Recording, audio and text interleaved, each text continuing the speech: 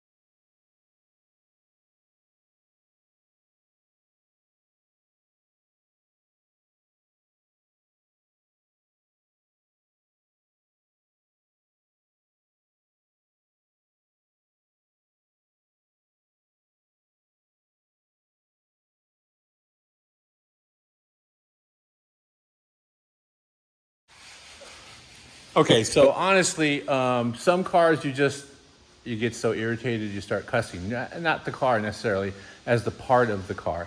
I've done this 50 times. I've had many Chevelles, and it's like every time I start over, I forget the strategy. So I'm adjusting the rear window to get this line clean and the window to roll up smoothly. And these windows are weird because they kind of tilt back and then they roll down. And then the mechanism on the inside is not your standard window regulator. It just goes up and down. There's a regulator that goes up and down that grabs a hold of a 3-roller mechanism that's attached to the window on a track, a railroad track, like 3 rollers on it.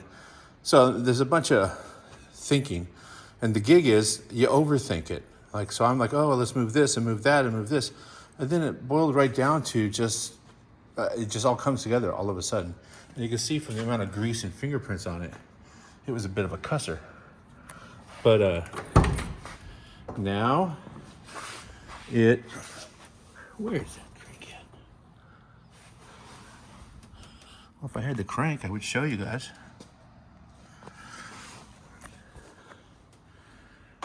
So there's 2 right here, 2 bolts right here. They're slotted. Obviously, that moves the bottom of the window in and out. See if I can make this so you can see it.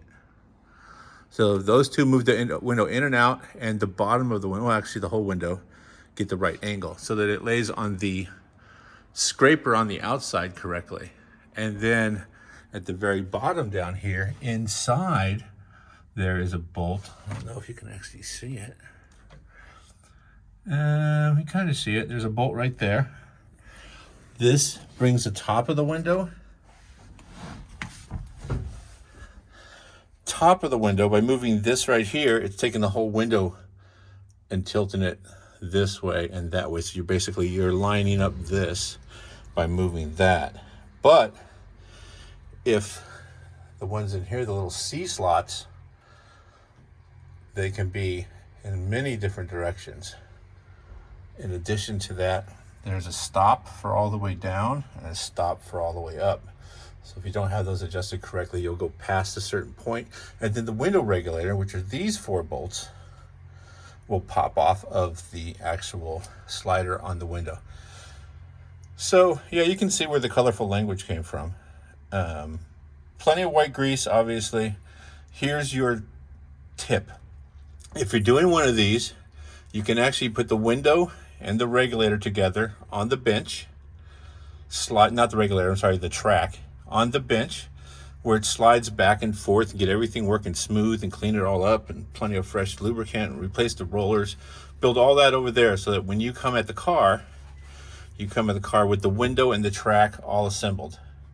You can leave the regulator in or take it out, it doesn't matter. Actually, it has to be in before you put that in.